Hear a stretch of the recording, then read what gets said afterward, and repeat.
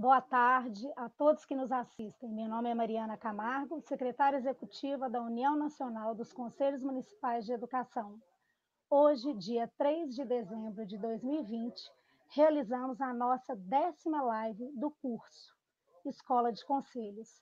Esta live é do módulo 6.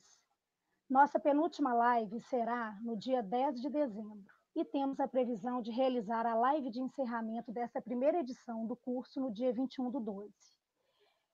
Este curso Escola de Conselhos é ofertado pela União Nacional dos Conselhos Municipais de Educação em parceria com o Instituto Anísio Teixeira. Esse instituto fica localizado no estado da Bahia. Agradecemos a equipe do Instituto Anísio Teixeira, a equipe da União Nacional dos Conselhos Municipais de Educação que debruçaram para a realização deste trabalho. Hoje o tema de nossa live é Sistema Nacional de Educação e Sistema Nacional de Avaliação da Educação Básica, Desafios e Perspectivas. Nossos palestrantes de hoje são professor Geraldo Grossi e professora Catarina Almeida. Em nome da coordenação do curso, agradecemos a todos presentes e desde já agradecemos aos palestrantes que hoje vão abrilhantar nossa live. Por motivos particulares, estão impossibilitadas de estar conosco hoje, né? E quero agora convidar o professor Geraldo Grossi, que atuou na SASE, no Ministério da Educação, foi presidente do Fórum de Conselhos Estaduais de Educação e hoje é conselheiro municipal de educação da cidade de Cuiabá, no Mato Grosso. Professor Geraldo Grossi, seja bem-vindo. E é com você, nosso palestrante convidado para iniciar a nossa mesa hoje. Bem-vindo. Boa tarde, obrigado, Mariana. É um prazer estar contigo.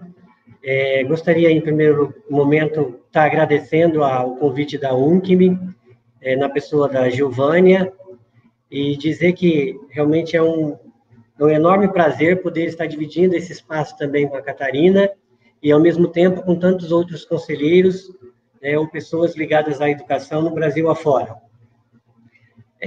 Quero dizer que estar participando de um momento de formação, para mim, é de fundamental importância, é uma das questões que eu tenho como prioridade em todos os aspectos na área da educação. Não dá para a gente ser educador sem estar no processo constante de formação.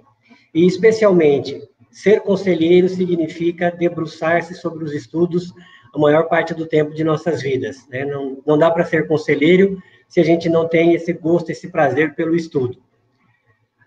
Bom, o convite que nos foi feito é para que nós trabalhássemos um pouquinho a questão do Sistema Nacional de Educação.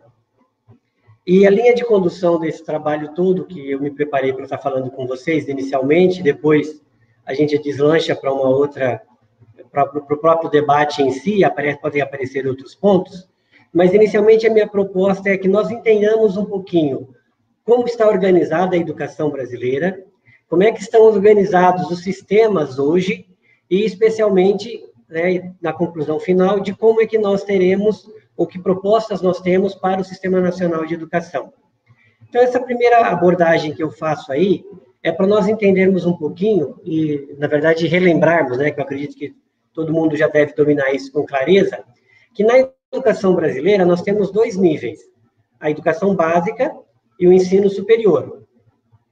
E elas estão divididas em etapas e modalidades. Na educação básica, nós temos 3 etapas: educação infantil, ensino fundamental e o ensino médio. No ensino superior, nós não chamamos de etapa, mas acaba mais ou menos ser equivalentes, quando nós temos a graduação, bacharelados ou licenciaturas, ou os tecnólogos, e nós temos os cursos sequenciais e a pós-graduação, especialização, mestrado e doutorado, né? Famosa lato sensu e estrito sensu. E quanto às modalidades, nós já temos uma composição um pouco diferenciada no sentido de que as modalidades, elas podem perpassar todas as etapas de todos os 2 níveis. Então, o que nós consideramos oficialmente como modalidades na educação brasileira? A educação especial, né, voltada para as pessoas para as pessoas com necessidades especiais, isso tanto para questões de limitações, como de superdotação, a educação escolar indígena, a educação do campo, a educação escolar quilombola, a educação de jovens e adultos, que por aqui a gente conhece como EJA, e vocês conhecem como EJA, né? E a educação profissional. Então, essas modalidades, elas acompanham elas podem estar inseridas em todos os níveis e em todas as etapas da educação brasileira. Então, considerando esse contexto, o que eu trago para a gente estar conversando um pouquinho agora é a questão do direito à educação.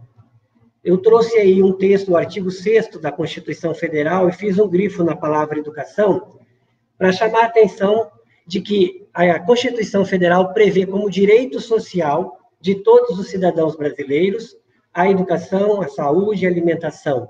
Mas eu gosto de trabalhar esse texto porque ele, para destacar que ele traz a educação como primeiro direito social, dentro daquela compreensão que a educação é essencial para que nós possamos exercer os outros direitos. Com a educação, a gente pode ter uma saúde melhor, a gente pode ter uma alimentação melhor, a gente tem condições de trabalho melhor e assim por diante. Então, a ideia aqui é só frisar que o Estado brasileiro ele tem essa preocupação de garantir a seus cidadãos os direitos sociais, dando ênfase à educação como o primeiro direito a ser conquistado. O outro artigo da nossa Constituição, que é o artigo 23, ele vai abordar que todos os entes federados, a União, os estados, o Distrito Federal e os municípios, eles têm algumas responsabilidades. Eu destaquei aí o inciso 5º do artigo 23, que novamente vai falar da questão da educação, dizendo que estes entes federados, então o governo federal, os governos estaduais e os governos municipais, até por uma questão de economia de tempo, todas as vezes que eu disser governos estaduais, por favor, entendam também o governo do Distrito Federal. Então, esses governos, eles têm a obrigação de proporcionar os meios de acesso à educação aos cidadãos brasileiros. Então, é uma responsabilidade de todos eles. E, como dizia minha avó, cachorro de muito dono passa fome. Às vezes, um pensa que o outro fez, o outro pensa que o outro fez, e às vezes a gente fica no imbróglio e acaba ninguém fazendo. Um pouco disso a gente está vivenciando agora nesse período da pandemia, com a questão, por exemplo, de carga horária e calendário, né? A União faz um geral, mas diz que a responsabilidade é do Estado e município, os estados e municípios ficam sem saber direito o que fazer, e a gente fica nesse imbróglio que nós estamos vivenciando agora. Mas, de qualquer forma, a Constituição reza também que haverão leis complementares para garantir que esses entes federados cumpram as competências que lhes são colocadas no artigo 23, em especial a questão da educação colocada no inciso 5º. Ainda sobre a Constituição Federal, eu trago um outro artigo, que é o artigo 211, que ele vai fazer, então, aí um recorte, porque o 211, ele já está dentro do capítulo específico da educação, dentro da Constituição. E aí ele vai falar também que é de competência de todos os entes federados, União, estados e municípios, em regime de colaboração, entre várias coisas, eu destaquei duas. Ele apresenta para nós quais são as obrigações de cada uma dos entes federados. Então, ele diz que a União é responsável pela educação superior, e alguns casos de educação básica em alguns colégios de aplicação, e lá no Colégio Dom Pedro II. Os estados, eles são responsáveis pelo ensino fundamental, com prioridade para o ensino médio. E os municípios, também sobre o ensino fundamental, com prioridade para a educação infantil. E aí, de novo, eu quero chamar a atenção aqui, porque isso vai implicar depois na nossa concepção de sistema, as dificuldades que a gente encontra, porque vejam aí, a educação infantil é prioridade do município, o ensino médio é prioridade do Estado, o ensino do fundamental é de responsabilidade dos dois. E aí a gente tem, Brasil afora, vários desenhos, onde em alguns municípios está totalmente municipalizado o ensino fundamental, em outros é o Estado que atende, em outros lugares a gente tem Estado e município fazendo esse atendimento. Mas, de forma geral, está claro aí as responsabilidades de cada um dos entes com relação à oferta. Continuando a nossa reflexão, a gente vai perceber agora que a gente tem uma outra lei. Eu colocava a Constituição, né, como carta magna brasileira. Se nós formos procurar a carta magna da educação, nós deparamos com a LDB, a Lei de Diretrizes e Bases da Educação Nacional. E eu destaquei também alguns artigos da LDB para a gente conversar, que, na verdade, eles vão ratificar e complementar o que eu falava há pouco da questão da Constituição Federal. Então, veja, o primeiro destaque que eu trago é o artigo 8º, que vai dizer que União, Estados e Municípios, em regime de colaboração, eles vão organizar os seus próprios respectivos, né, os seus próprios sistemas de ensino. Então, por esse artigo, está dizendo o seguinte, que a União, os 26 estados do Distrito Federal e os municípios podem ter ou deverão organizar os seus sistemas de ensino. E aí diz que a União vai ter a responsabilidade de coordenar a política nacional de educação. E, a partir daí, ele determina algumas orientações gerais. Por exemplo, é de responsabilidade da União determinar as diretrizes curriculares nacionais, que é feita através do Conselho Nacional de Educação. É de responsabilidade da União também a organização de leis, como a própria Lei de Diretrizes e Bases, que são leis que vão reger a educação como um todo. E o que eu quero frisar aqui é o parágrafo 2º. Esse artigo 8º, no parágrafo 2º, diz que os sistemas de ensino terão liberdade de organização nos termos da lei. Então, aqui está dizendo o seguinte, que cada município, cada estado, quando organiza o seu sistema, eles têm liberdade para se organizar da forma que acharem melhor, considerando aquilo que está posto em lei. É por isso que a gente tem uma diferença muito grande entre, por exemplo, composição de conselhos estaduais. Há estados em que a Undime, a Uncime, são parte integrante do Conselho Estadual. Há outros estados, como aqui no meu, a Undime a Uncime não. Então, essa liberdade permite também uma diferenciação que é, por um lado, benéfica, mas também tem o seu aspecto negativo, quando a gente precisa de algumas coisas para se pensar em nível nacional e que deveria ser válido para todo o território nacional. O outro artigo que eu destaco aqui da LDB também é o artigo 9º, que traz as responsabilidades da União. Eu não trouxe todos os incisos que estão lá, trouxe só alguns para a gente poder construir essa linha de raciocínio. E aí diz o seguinte, que a União tem a responsabilidade de elaborar o Plano Nacional de Educação. Então, nós já fizemos isso, né, com muitas dificuldades, lá em 1962, depois fizemos outro em 2001, depois outro em 2014, estamos aí na iminência, né, da avaliação desse de 2014 no ano que vem, em 2022, na CONAI, para que a gente possa avaliar e ver o que a gente já fez. Também é competência da União organizar os seus próprios sistemas, os órgãos do seu próprio sistema. Então, a organização do MEC, do Conselho Nacional de Educação, das universidades, tudo isso é de responsabilidade da União. A União também tem a obrigatoriedade de prestar assistência técnica, e ela faz isso em alguns momentos, e financeira para os estados e para os municípios. Então,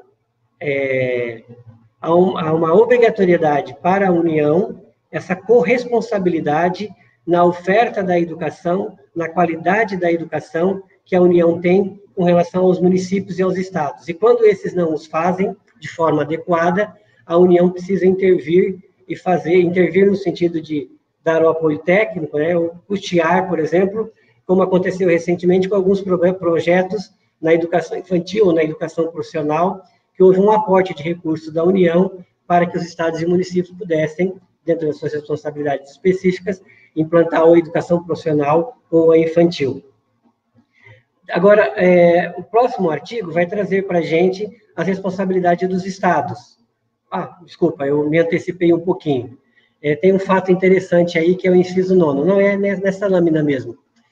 No inciso 9º, diz que a União é responsável pela regulação das instituições que compõem o seu sistema. Então, é o Conselho Nacional que autoriza, que credencia todas as faculdades, todas as universidades, públicas e privadas, exceto aquelas que são mantidas pelo município ou pelos estados. Mas as públicas federais e todas as privadas são reguladas pela União. E um detalhe interessante, que é o único lugar na legislação brasileira que vai aparecer a menção de um conselho, que é o que está no parágrafo 1º desse artigo 9º. Ele fala da existência de um conselho nacional. Os conselhos estaduais e os conselhos municipais, eles não estão previstos em lei federal. Por analogia, quando os estados e municípios constituem seus sistemas, eles constroem também, como órgão do sistema, os conselhos estaduais e municipais. Bom, postas as atribuições da União, vejamos agora quais são as atribuições dos estados dentro do artigo, se não me falha a memória, artigo 10. Isto. Quais são as responsabilidades que os estados têm em relação à educação? O primeiro, em paralelo com a da federal, é organizar e manter todos os órgãos que compõem o sistema. Vou pegar como exemplo aqui o Sistema Estadual do Mato Grosso. Aqui nós temos, compondo o sistema, a Secretaria Municipal de Educação, a Secretaria Estadual de Educação, a Secretaria Estadual de Ciência e Tecnologia, a Universidade Estadual de Mato Grosso, o Conselho Estadual de Mato Grosso, o Fórum Estadual de Mato Grosso de Educação e todas as instituições de ensino pública e privada que estão no território estadual, com exceção de educação infantil privada, dos municípios que têm sistema próprio e das unidades educacionais municipais dos municípios que têm sistema próprio. Então, se o município tem sistema próprio, aí ele vai organizar as suas escolas e vai organizar a educação infantil no seu território. Se ele não tem, isso é tudo no Estado. E, infelizmente, aqui em Mato Grosso, nós ainda estamos muito distante da universalização da criação de sistemas municipais de educação. A grande maioria dos nossos municípios são ligados ao sistema estadual, o que não acontece, por exemplo, aí na Bahia, não acontece no Rio de Janeiro ou em tantos outros estados que já têm esse processo mais avançado. Mas, de qualquer forma, o Estado, então, tem a obrigação de organizar os seus sistemas. Também é obrigação do Estado definir, junto com os municípios, a forma como serão oferecidos, né? Quem vai oferecer o quê? Quem vai oferecer fundamental, quem vai oferecer infantil, quem vai oferecer o médio.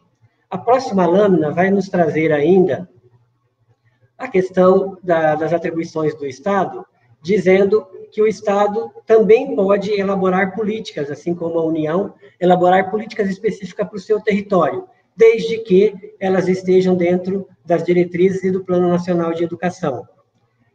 Como eu dizia antes, as instituições educacionais que compõem o sistema estadual de educação são também reguladas pelo sistema estadual. Então, quem autoriza e quem credencia as unidades que eu relacionei ainda há pouco é o Conselho Estadual de Educação. E essa legislação permite também ao Estado baixar normas complementares para o seu sistema de ensino. Alguns exemplos de normas complementares, recentemente a gente viveu aí Brasil afora a questão da utilização do nome social.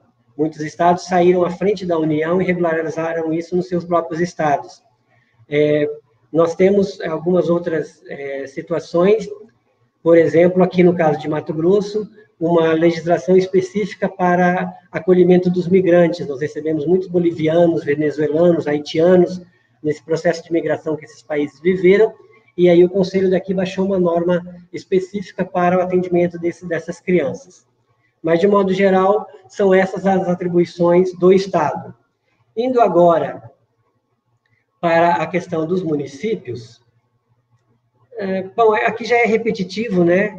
Seria assegurar o ensino fundamental, como já foi colocado lá, e que o Distrito Federal acompanhe os estados também.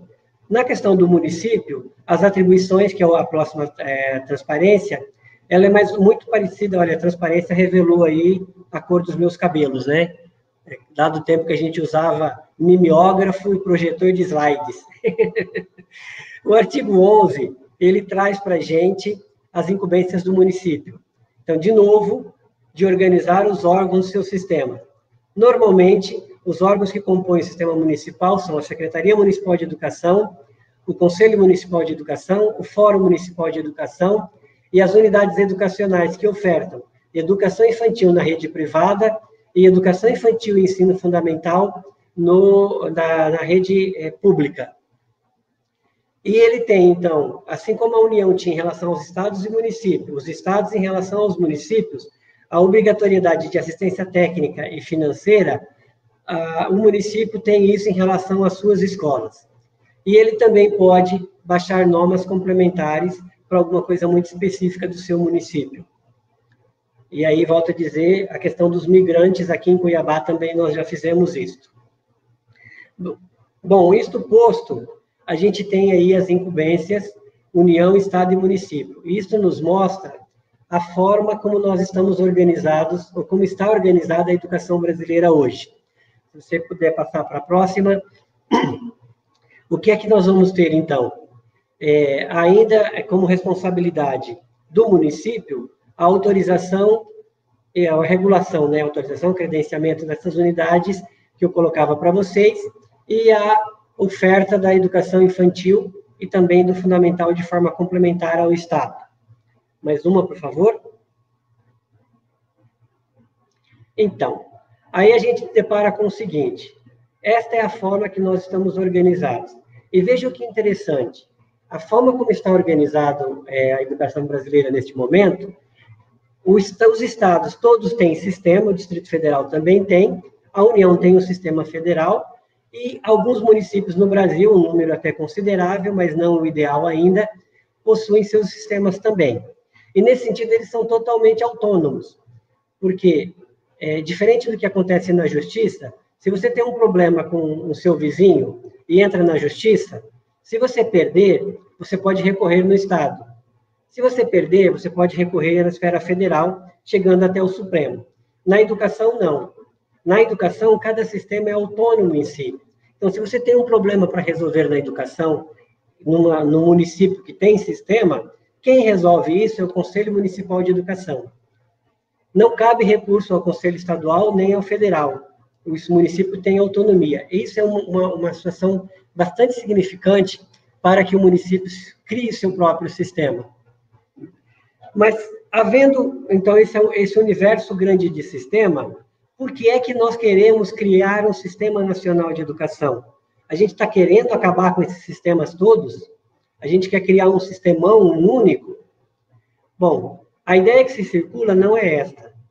O que se pretende é criar um sistema de sistemas, ou seja, um sistema que possa unificar algumas coisas que devem ser para todo o território nacional, mas que também respeite a individualidade de cada um dos sistemas colocados. Para entender um pouco essa ideia, eu quero chamar agora para vocês, retornar um pouquinho ao passado e trazer um pouquinho, já com a próxima apresentação, algumas linhas para a gente poder se organizar e entender um pouquinho o raciocínio. O primeiro passo para chegar na compreensão de sistema é nós imaginarmos como se deu a criação do Estado.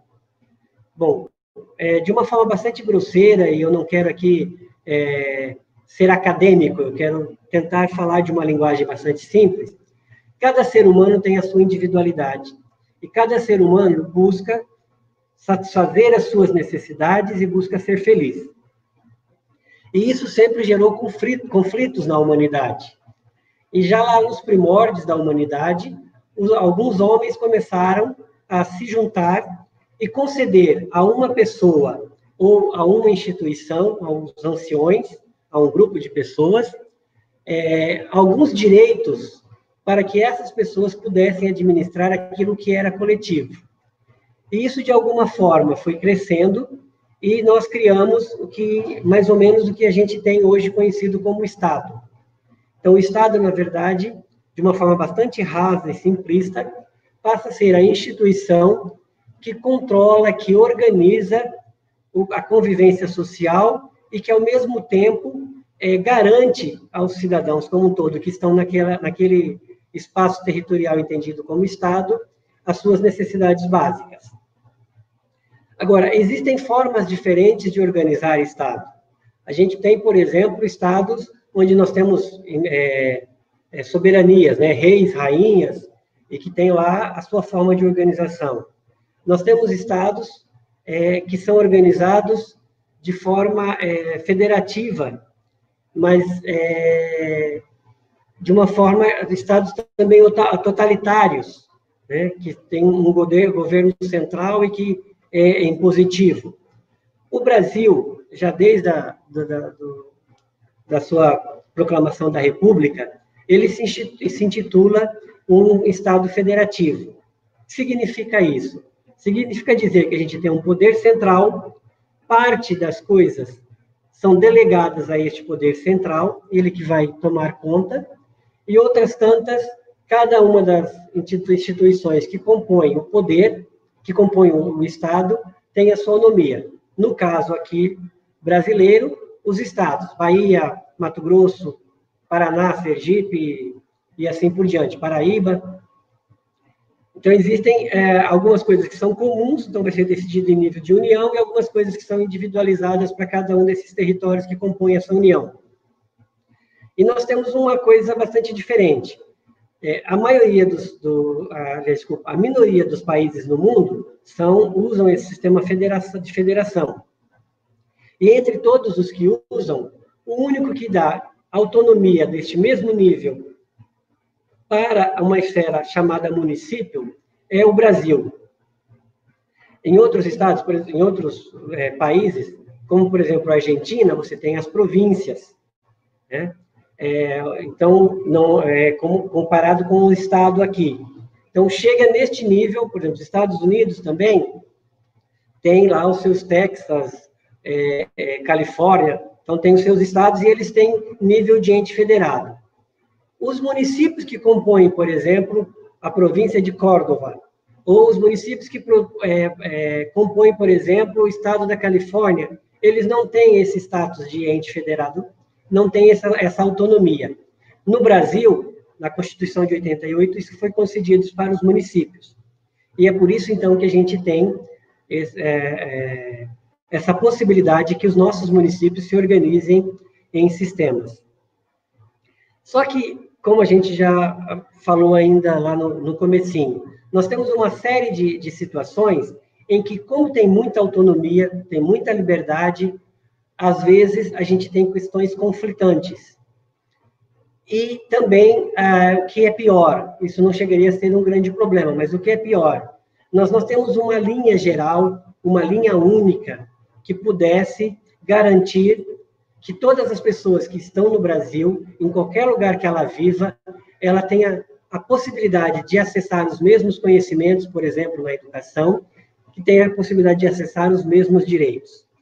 Então, lá em 1932, nós tivemos um movimento no Brasil que ficou chamado como Manifesto dos Pioneiros, Pioneiros da Educação, que Anísio Teixeira, que é o nome do instituto que está colaborando conosco aqui, também estava nesse grupo.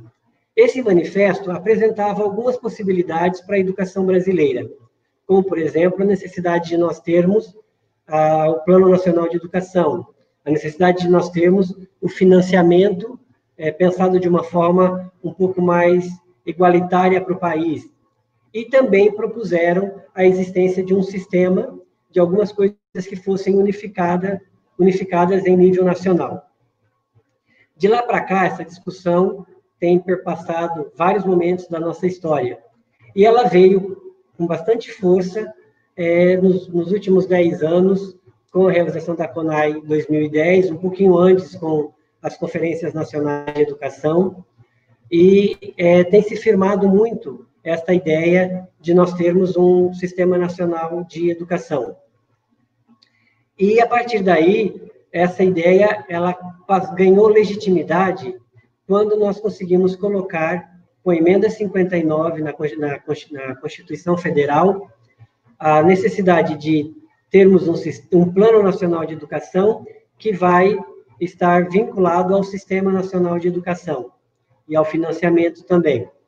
E também conseguimos colocar no Plano Nacional de Educação um artigo que falava da obrigatoriedade de criarmos um Sistema Nacional de Educação em 2 anos e que nós não conseguimos fazer ainda. E, como é uma obrigação legal desde 2014, há um movimento para que a gente possa instituir esse Sistema Nacional de Educação. Temos várias discussões nesse sentido, temos muita publicação já tornada disponível, e que aconselho que seja como leitura complementar para todos vocês. Eu trouxe aqui para a gente fazer uma passagem bastante, porque o tempo já está se esgotando, os 3 projetos de lei, os PLPs, que estão tramitando no Congresso, e que, na verdade, pelo site do Congresso que eu consultei hoje de manhã, eles estão apensados, mas eles têm características diferenciadas. O primeiro deles, que eu trago, está na próxima lâmina nossa, é um projeto de lei que foi proposto pela professora Dorinha. Dorinha ficou conhecida aí Brasil afora, especialmente por conta do Fundeb, né? Ela, em 2019, fez a proposta do PLP 25, e ela colocou como ementa um projeto de lei que institui o Sistema Nacional de Educação, fixando normas para a cooperação entre a União, os Estados, o Distrito Federal e os municípios, nas políticas, programas, ações educacionais em regime de colaboração. Aí ela cita que está colocado em base no artigo 23, e 211 e 214 da Constituição Federal. São artigos que falam, como a gente já viu algum deles aqui, 2, o compromisso entre cada ente federado de trabalhar em regime de colaboração. Então, ela entende que este projeto dela seria a regulamentação desses artigos. O outro PLP que existe, e está na próxima lâmina, ele é do deputado Pedro Cunha Lima. Também é de 2019, e ele coloca como ementa instrumentos de cooperação federativa para transferência à União de Competências Educacionais de Estado, Distrito Federal e municípios.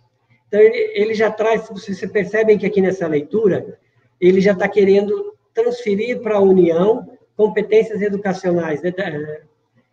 Então, complica um pouquinho, porque ele até deixa um pouco no seu texto algumas coisas que ele tenta dividir, e que, sobre o meu olhar, e por isso eu sugiro a leitura do documento para vocês, não é muito bem o que a gente costuma comentar ou discutir dentro do meio educacional. O terceiro projeto de lei também é um PLP, que são todos, então, projetos que tentam alterar a Constituição Federal. Ele é de autoria da nossa professora Rosa Neide, que é deputada federal aqui por Mato Grosso. E a ementa dele, ela diz o seguinte, que ele regulamenta o parágrafo único do artigo 23, que era lá do regime de colaboração, ele institui o Sistema Nacional de Educação e fixa as normas de cooperação federativa da União entre os entes federados, né? Para cumprir o Plano Nacional e a LDB. Bom, Rosa Neide tem uma vantagem, que ela apresentou o projeto dela depois que os outros 2 já tinham apresentado. Então, ela consegue colocar uma síntese dos outros 2 nesse processo, nesse projeto dela. Esses 3 processos estão em discussão no Congresso Nacional. Não tem uma agenda fechada de quando que ele vai ser discutido, né? Existem outras agendas que para o Congresso são prioritárias, e a gente tem a obrigação legal de ter feito isso em 2016, então já são 4 anos que venceu o prazo para nós instituirmos o Sistema Nacional, mas o quadro que nós temos é que hoje nós não temos um Sistema Nacional. Nós temos um federal, vários estaduais, o Distrito Federal e vários municipais. A ideia nossa é construir um sistema que possa abarcar todos esses sistemas, que definam coisas que são para todo o país e que deem liberdade para que cada ente federado continue dentro do seu sistema, definindo aquilo que lhe é próprio. Essas foram as minhas primeiras colocações para que nós pudéssemos esquentar os motores. Eu deixo aí na última apresentação os meus contatos, né? Se alguém quiser depois particularmente conversar, meu e-mail está aí, redes sociais, Instagram, Facebook, é só colocar o meu próprio nome, Geraldo Grossi Júnior, e embaixo também tem o meu telefone com o Zap. Eu me coloco à disposição para a gente continuar a conversa por aqui e, posteriormente, se alguém quiser, de forma particular. Muito obrigado pela oportunidade e aguardo aí o momento do nosso debate. Obrigada, professor Geraldo Grossi. Foi muito boa sua fala. Tivemos muita interação no chat. Já selecionamos algumas perguntas que a gente vai fazer o bloco de perguntas no final, né? Então, dando continuidade à nossa live, a nossa próxima palestrante convidada é Catarina Almeida Santos. Ela é doutora em Educação pela USP, professora da Faculdade de Educação da UNB e coordenadora do Comitê no Distrito Federal da Campanha Nacional pelo Direito à Educação. Como o professor Geraldo Grossi, Catarina também é uma grande parceira, né, da União Nacional dos Conselhos Municipais de Educação. Então, eu quero convidar a professora Catarina Almeida para entrar na nossa tela. Bem-vinda, Catarina. Obrigada, Mariana, obrigada. Boa tarde a todos e todas, a todas as pessoas que nos acompanham. Dizer que é uma satisfação enorme estar aqui nessa atividade. Agradecer imensamente o convite da UNC, em nome da professora Giovânia, que é uma amiga do coração, uma pessoa que eu tenho uma enorme admiração pela sua força, pela sua garra, pela sua luta e pelo compromisso, assim, inexplicável, pela luta, né, pela garantia do direito à educação de todas as pessoas desse país. E é um enorme prazer estar aqui com o professor Geraldo, no Instituto, junto aí, né, com o Instituto Anísio Teixeira, e eu queria muito pensar essas questões aqui de hoje à tarde, tanto do Sistema Nacional de Educação, como do Sistema Nacional de Avaliação da Educação Básica, a partir de um princípio basilar, e que é um princípio fundamental, que sempre foi defendido por aquele que dá nome ao Instituto, que é o nosso querido Anísio Teixeira, né? Eu, como baiana, como brasileira, tenho muito orgulho desse grande baiano, que é o Anísio Teixeira, e tenho muito orgulho porque ele sempre foi um grande defensor do direito à educação. E eu acho que é exatamente a partir desse direito, desse elemento, desse princípio de garantia do direito à educação, que a gente precisa fazer esse debate aqui hoje, que todos nós que somos conselheiros, que somos professores, profissionais da educação, que somos ativistas, que entendemos que todas as pessoas desse país, independente da sua localidade, têm direito à educação. Eu acho que é a partir desse princípio que a gente precisa debater, porque, afinal de contas, tudo que fazemos, tudo que lutamos, tudo que trabalhamos é exatamente para garantir esse princípio. E aí nós não estamos falando de garantir o direito à educação em qualquer lugar. Nós estamos falando de garantir o direito à educação num país como o Brasil. E aí a gente não pode deixar de pensar quem é esse país, quais são as suas origens e quais são os nossos desafios para ter um sistema nacional de educação e um sistema nacional de avaliação da educação básica voltado para a garantia do direito à educação. Nós estamos falando de um país que, como todos nós já conhecemos, tem a sua origem enquanto o Brasil, a partir de um processo de invasão dos portugueses, dos europeus, né? E a partir dessa invasão tem aí todo esse processo de dizimação da população indígena, de escravização de pessoas negras trazidas para esse país, e começa exatamente pela Bahia, né? Então, a gente precisa olhar nisso. E, a partir disso, a gente tem a característica do país que nós temos hoje, das desigualdades que nós temos hoje, e deve basear a nossa luta. Né? Porque quando os portugueses chegam ao Brasil e faz isso, eles já começam negando o direito à população originária, à terra, à própria educação, a tudo isso, vem com uma outra lógica e escravizam pessoas como se, na condição de que não fossem pessoas, logo na condição de quem não tem direitos. Né? Então, esse é um princípio muito importante. Todo o avanço que nós tivemos muito tardio, ou toda a conquista, ou a própria oferta da educação no Brasil de forma muito tardia, se dá, sobretudo, pela luta de muitos educadores, de muitos ativistas, e não por um acaso o Geraldo falou aí no nome do Anísio Teixeira.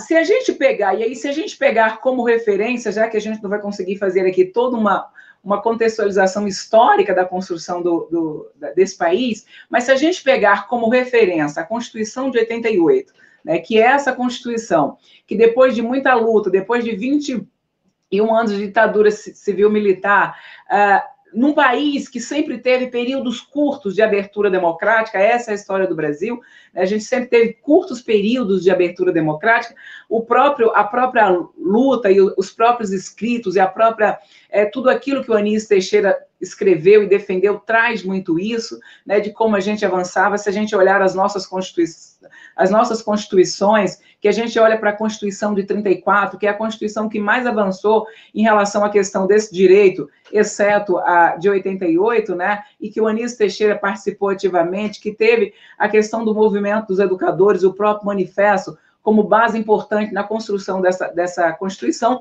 mas logo em 37 a gente tem aí todo um outro processo. E a gente vai para 46, que tem uma Constituição que avança, e que logo em seguida a gente tem outro processo ditatorial. Então, o que nós temos depois desse processo todo? Todo o debate da Constituinte, que resultou na Constituição de 1988, e essa Constituição vai dizer que o Brasil é um Estado democrático de direito. Eu só posso ter um Estado democrático se esse Estado institui direitos, não só direitos individuais, mas, sobretudo, direitos sociais. E a Constituição de 88 trouxe o conjunto desses direitos. E a Constituição de 88 também diz que esse país era uma república federativa, composta por estados, Distrito Federal, municípios e a União, e delegou responsabilidades a isso. Mas tem um elemento fundamental para a gente pensar, que vai nos levar a dizer por que é importante um sistema nacional de educação, que é dizer que a educação era um direito social e que cabia ao Estado brasileiro a garantia desse direito. Quando a Constituição diz que cabe ao Estado brasileiro, ela não está falando de unidades federadas. Se ela traz as divisões de responsabilidades na oferta, a garantia do direito cabe ao Estado brasileiro, cabe ao Estado-nação do Brasil, que é composto pelos entes federados. Isso já nos dá a dimensão da necessidade de que esses entes federados, inclusive a Constituição traz isso, de funcionamento de forma colaborativa da organização dos sistemas de ensino, como forma de garantir o direito à educação para todas as pessoas. E como o nosso federalismo é um federalismo extremamente desigual, basta nós olharmos qual é a capacidade arrecadatória de cada ente federado, e é desigual não só em relação a entes, União, estados e municípios, ela é muito desigual entre os entes da federação, no sentido de que alguns estados têm mais poder político e econômico do que outros para tomar as decisões. Então, quanto mais desigual é o federalismo que esse país tem, maior é a necessidade de que ele funcione de forma colaborativa. Caso contrário, as unidades federadas, estados e municípios, terão menos condições de garantir os direitos. E quando a gente olha no Brasil, a gente tem o inverso, né? Os entes da federação que têm menor capacidade de arrecadação, ou seja, econômica, mas também política, muitas vezes recebe a maior responsabilidade. E é a partir dessa questão que a gente precisa pensar a necessidade de um sistema nacional de educação e de um sistema nacional de avaliação da educação básica. Mas a gente precisa pensar essa necessidade da existência do sistema e dessa articulação a partir do direito fundamental. O professor Geraldo trouxe muito aí a questão da educação como direito social, os artigos da Constituição e da Lei de Diretriz e Base, e é bom que a gente pense em relação ao seu artigo fundamental, que é aquele artigo que diz sobre aquilo que faz, que nos move, que nos movimenta, que faz com que nós estejamos nessa luta, né? Não por um acaso todos aqui fazemos parte, por exemplo, da campanha nacional pelo direito à educação.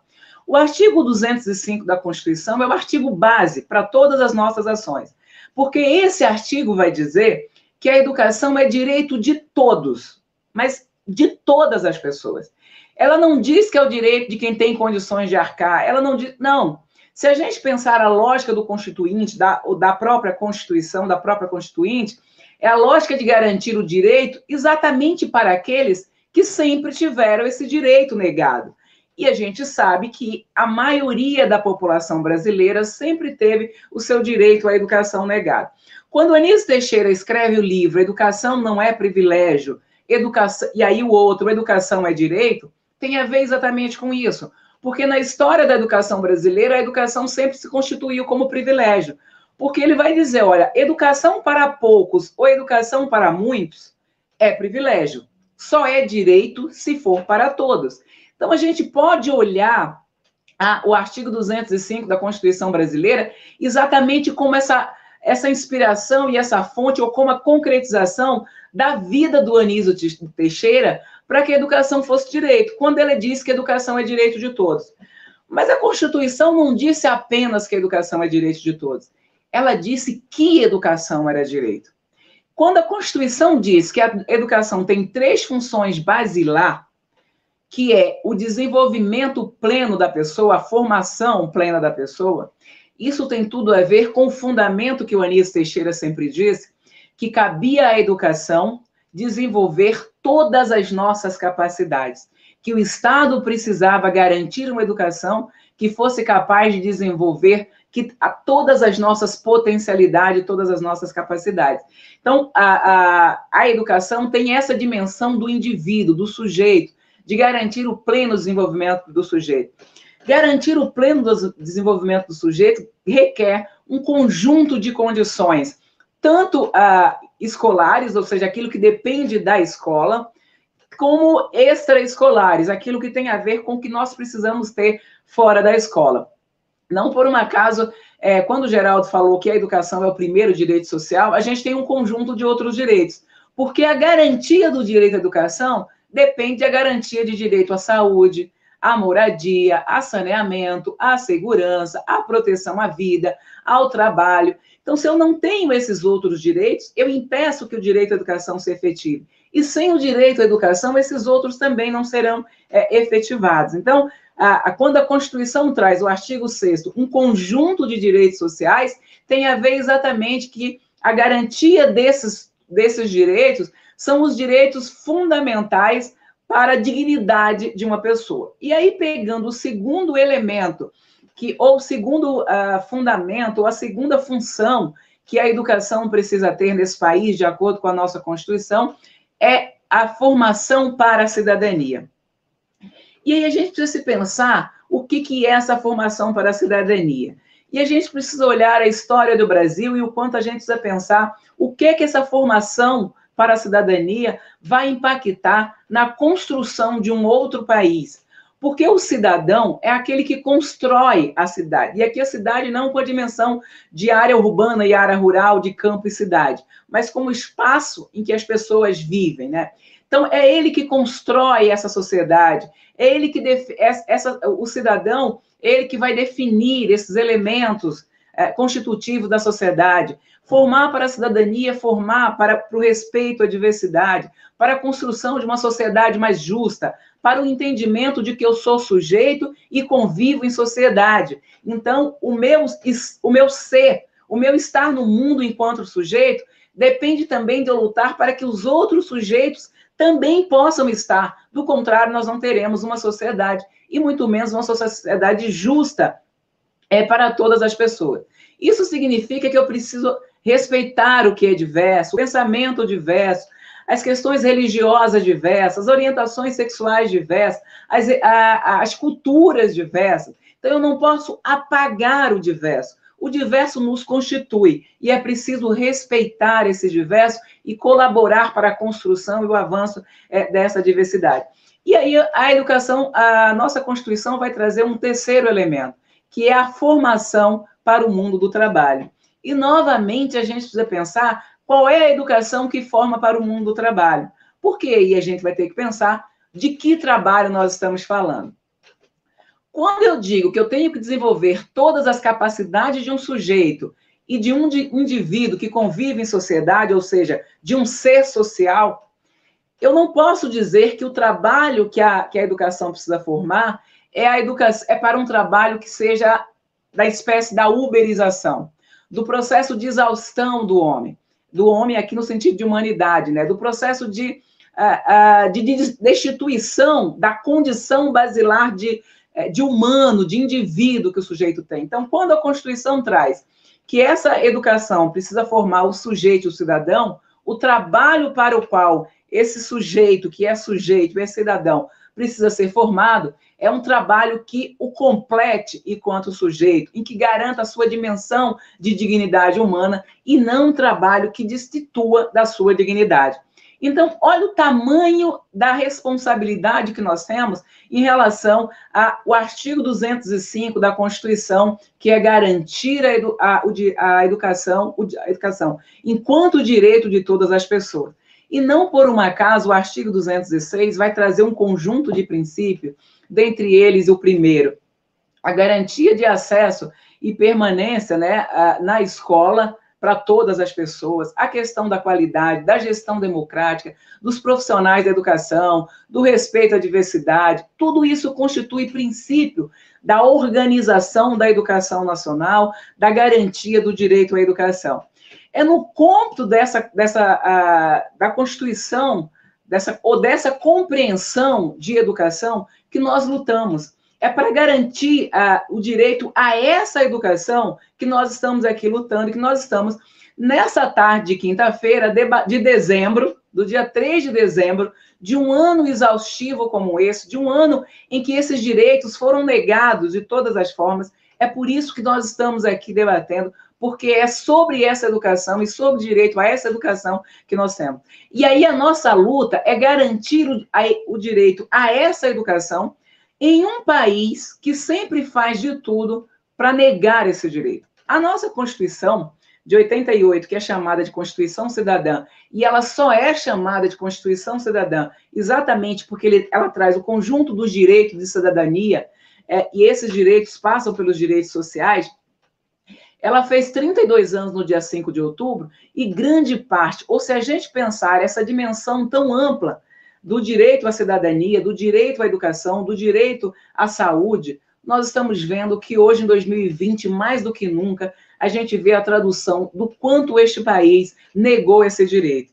E negou esse direito, nós estamos na pandemia, e obviamente que a pandemia ela vai trazer consequências sérias para qualquer situação, para qualquer sociedade. Mas o tamanho dessas consequências, elas podem ser maiores ou menores, dependendo das condições anteriores à pandemia e do compromisso que esse país tem com a sua população.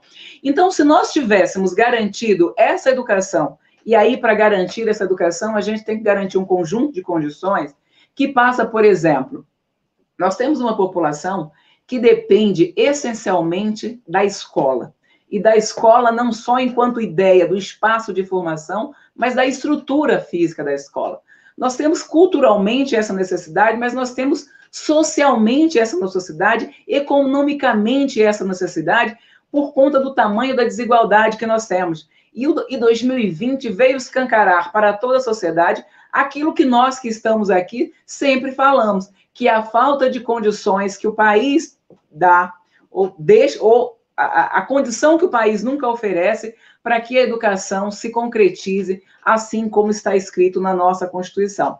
Então, nós vimos a quantidade de negação ao direito à saúde, à alimentação, à educação. Então, nós precisamos da infraestrutura da escola, o que significa que grande parte dos nossos estudantes depende dessa infraestrutura para ter o seu direito à educação garantido. E essas negações, elas estão postas no país como um todo, mas em algumas localidades isso se expressa de forma mais contundente e de forma mais severa. Não por um acaso, quando a gente pega os dados que mostravam que 6 milhões de estudantes não tinham acesso, não teve acesso de forma nenhuma à educação, 5 milhões e 300 eram negros, 4 milhões e 300 eram negros e indígenas. Não por um acaso, a mesma população que na Constituição desse país teve os seus direitos negados, seus direitos enquanto gente, enquanto ser humano negado, e que o país vem vem negando isso desde então. Então, é nesse contexto que a gente precisa entender a questão da importância do Sistema Nacional de Educação. Se nós temos um país que que os entes federados têm responsabilidades diferentes na oferta, mas que a obrigação da garantia do direito é do Estado brasileiro, ter um Sistema Nacional de Educação que respeite as especificidades dos sistemas, mas, ao mesmo tempo, garanta as condições para que toda pessoa que resida nesse país tenha direito a uma educação com a mesma qualidade, é fundamental. A nossa Constituição fala de uma lei complementar para regulamentar o regime de colaboração, e nós nunca fizemos essa lei. E o Sistema Nacional de Educação é o meio pelo qual a gente pode efetivar, implementar no campo da educação o regime de colaboração educacional, o federalismo educacional de verdade, que possa garantir, que possa fazer com que aquilo que está na Constituição se efetive, que é esse efetivo regime de colaboração para garantir o direito. É nesse contexto e voltado para essa educação que todos nós, conselheiros, precisamos nos apropriar dessa lógica de direito para debater, para lutar, para dialogar nos diferentes sistemas de ensino pelo direito à educação das nossas crianças, jovens, adolescentes e adultos. Quando nós estamos nas secretarias municipais de educação, quando nós somos conselheiros dos municípios, vinculados à educação, a nossa luta é exatamente para isso, ou precisa ser para isso, para que toda criança, todo jovem, todo adulto que não teve o seu direito à educação garantido na idade adequada ou na idade obrigatória, possa ter esse direito efetivado. Mas não é qualquer direito. Precisa ser um direito que efetive objetivamente aquilo que está posto na nossa Constituição, que garanta o pleno desenvolvimento do sujeito, que garanta a formação para a cidadania, que garanta uma formação para um mundo de um trabalho, de um outro trabalho, na verdade, de um trabalho que não seja uberizado. Então, o Geraldo trouxe aí a base legal, todos os elementos e as responsabilidades dadas a cada um desse sistema, e a gente precisa pensar como é que esses sistemas vão funcionar de forma em âmbito nacional, de forma organizada, de forma colaborativa, para garantir. Não me interessa se a pessoa está no Mato Grosso, na Bahia, no Rio Grande do Sul, não me interessa. Ela é um brasileiro ou um residente no Brasil e ela tem direito à educação com a mesma qualidade. E aí, para garantir essa educação com a mesma qualidade, eu preciso olhar as especificidades que tem naquela localidade.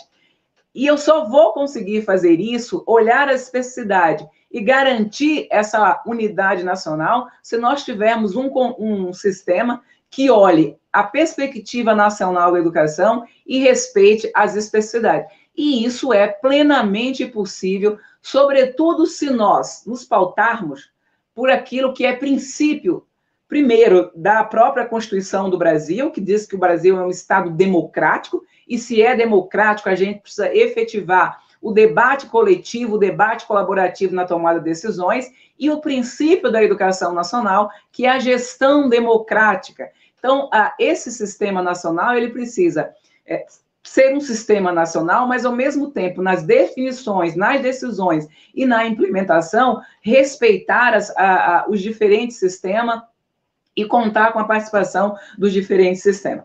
Se a gente pega o Sistema Nacional de Avaliação da Educação Básica, aí a gente tem que partir do mesmo princípio. Porque vamos pensar, tudo que nós queremos e tudo que a Constituição define, que a Lei, Diretriz e Base vai estabelecer aí um conjunto de bases para que isso se efetive, ou as bases, né, para que isso se efetive, é garantir o direito à educação. Aquela educação que está posta na Constituição. E aí nós vamos pensar o seguinte, para que a gente faz avaliação? Objetivamente, a avaliação, ela é parte constitutiva da nossa vida. Todos nós avaliamos tudo o tempo inteiro. Nós avaliamos o clima para saber qual é a roupa que a gente veste, nós avaliamos o trânsito para saber qual é o tempo que a gente vai gastar para se deslocar. Agora a gente se desloca menos, né? Mas isso também está posto. A gente avalia tudo que vamos comer. Então, e a gente avalia a partir disso. Então, a avaliação ela é parte constitutiva da nossa vida. E, obviamente, que a avaliação é parte constitutiva da educação. A grande função da avaliação é compreender aonde estamos para saber o que temos que fazer para chegar aonde queremos chegar. Logo, se a nossa educação, o que nós queremos com a educação é essa formação ampla de qualidade para todos os sujeitos, nós temos que ter um Sistema Nacional de Avaliação da Educação Básica que tenha o direito à educação de qualidade como fundamento da sua Constituição. Logo, esse sistema precisa olhar as especificidades locais, ele não pode ser um sistema que vai fazer avaliação de larga escala, embora a avaliação de larga escala possa ser uma das suas funções, mas só a avaliação de larga escala ou só a avaliação de resultados não vai nos levar a alcançar o direito à educação. E por que não vai nos levar? Porque, na verdade, quem nos mostra, né, ou quem nos leva a garantir o direito à educação são os processos. Os resultados são resultados, como a palavra diz, de processo. Então, eu preciso de uma avaliação que seja capaz de avaliar os processos. E avaliar os processos significa avaliar as condições de oferta, as condições de trabalho dos professores, a infraestrutura da escola, as condições socioeconômicas de estudantes e professores e demais profissionais de educação, que seja capaz de avaliar a dimensão da gestão.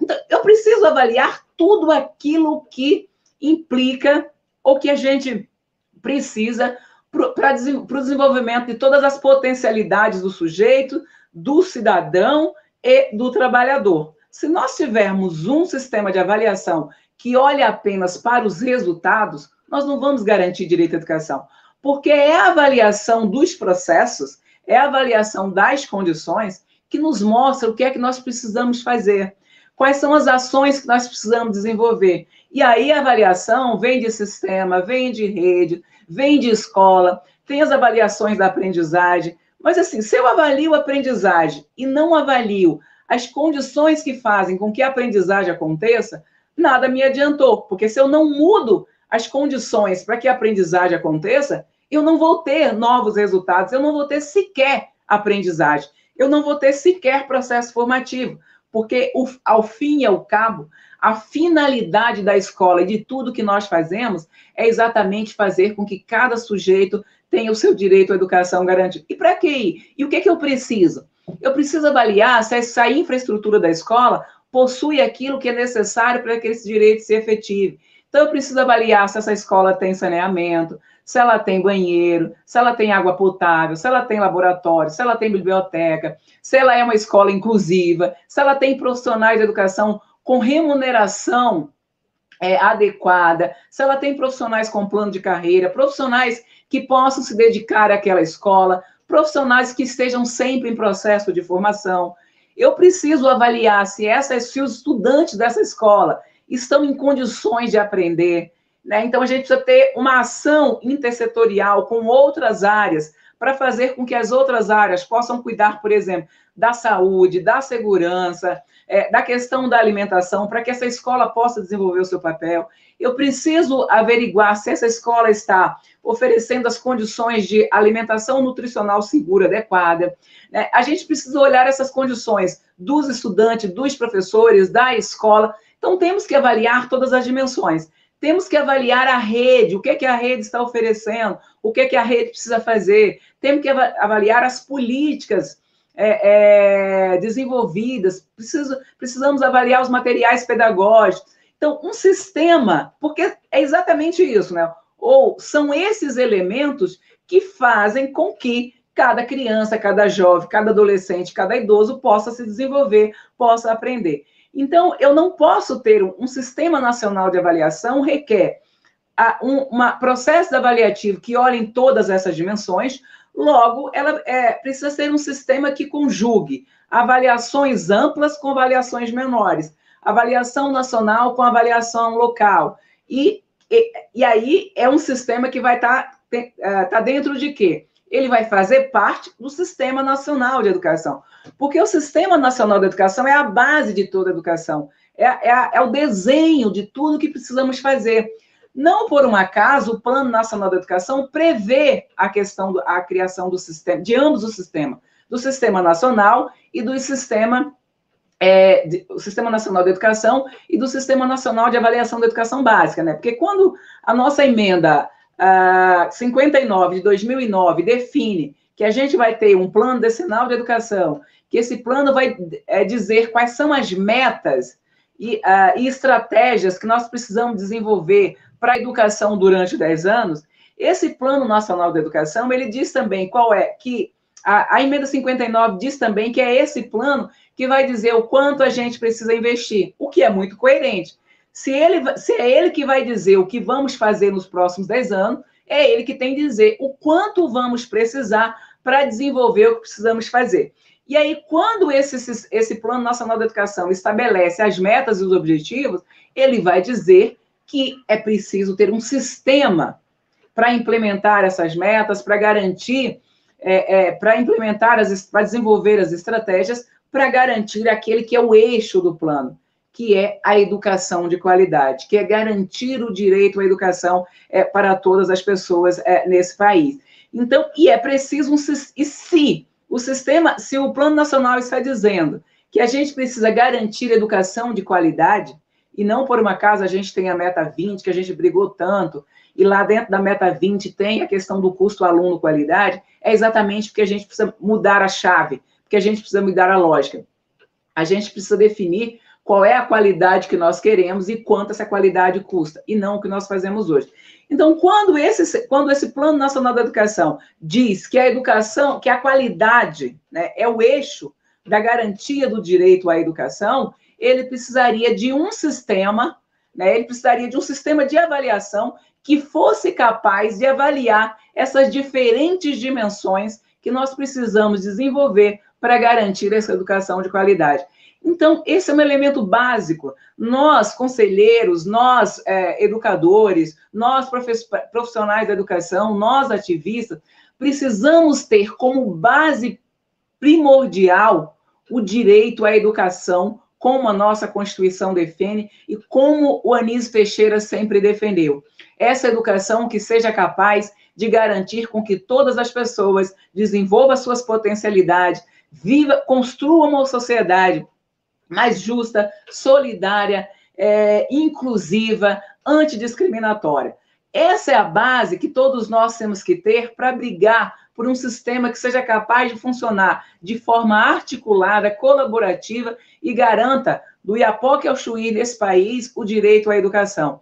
Essa é a base que a gente tem que ter para brigar por um sistema nacional de avaliação da educação básica que não seja avaliação de larga escala, que não avalie resultados apenas, mas que avalie processo e, consequentemente, teremos outros resultados. E o resultado precisa ser gente formada, gente que possa ser gente. E gente que possa ser gente é gente que respeita o diverso, é gente que desenvolve as suas potencialidades, é gente que não vai passar fome, é gente que não vai naturalizar a barbárie, é gente que não vai aceitar o racismo e nem vai ser racista, não vai ser homofóbica, é gente que olha para todas as gentes, entendendo que são essas gentes que constituem a beleza e a grandeza desse país. Essas são minhas primeiras palavras para a gente começar, para esquentar o debate, assim como disse o professor Geraldo. Obrigada, Catarina. Na sua fala, e tanto a sua como a do Geraldo, o chat ficou super movimentado. Então, agora eu vou inverter um pouquinho a ordem. Que agora a gente selecionou aqui 3 perguntas para você comentar, responder, e Geraldo também. Mas aí você continua, você vai fazer os comentários das 3 perguntas, depois o Geraldo faz a deles, e ao final, a gente também no chat selecionou uma pergunta que é para vocês dois. Então, a gente finaliza no final, com vocês dois respondendo a mesma pergunta. Então, vamos lá. Aqui, ó, professora Catarina. O aluno Tiago Melo. Aqui eu não tenho a identificação do Estado, mas haja vista a conjuntura nacional desde 2016 e os desdobramentos da política adotada pelo governo federal, existe a possibilidade do Sistema Nacional da Educação no PNE? Você quer que eu faça cada uma e você comenta ou eu falo as 3? Pode falar as 3. Tá. Aí a segunda é sobre a regulamentação do novo Fundeb e o Sistema Nacional de Educação, quais as relações a serem percebidas? Eu estou começando a achar que é melhor fazer uma de cada vez, que o negócio está ficando complexo, né? Então tá. Repete aí a primeira para mim. Só repete a primeira. Tá bom. Haja vista a conjuntura nacional desde 2016 e os desdobramentos da política adotada pelo governo federal, existe a possibilidade do Sistema Nacional de Educação no PNE? Então, né, vamos lá. A primeira questão é como é que a gente faz o PNE ser o norte da nossa política, né, gente? Porque, na verdade,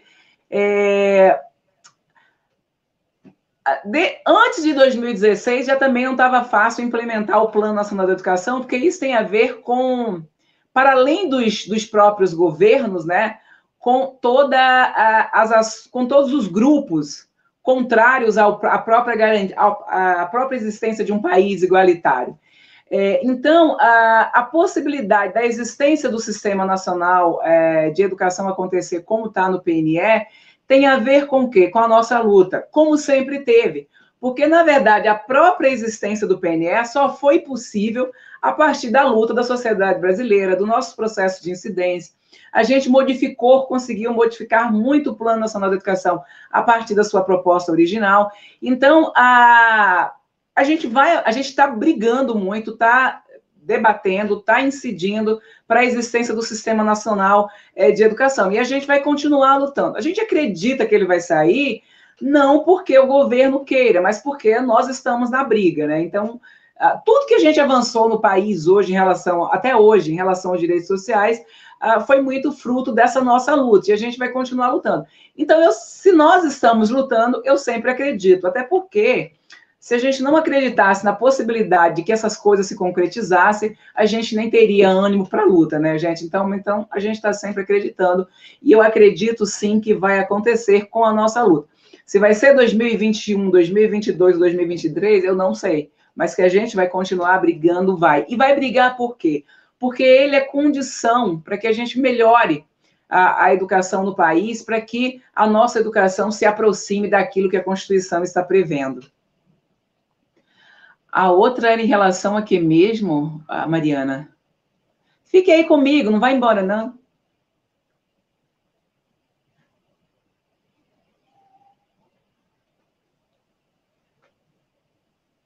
Oi. Eu já estou. Eu estava tentando achar aqui. Então, a outra pergunta é sobre a regulamentação do novo Fundeb e o Sistema Nacional de Educação. Quais as relações a serem percebidas?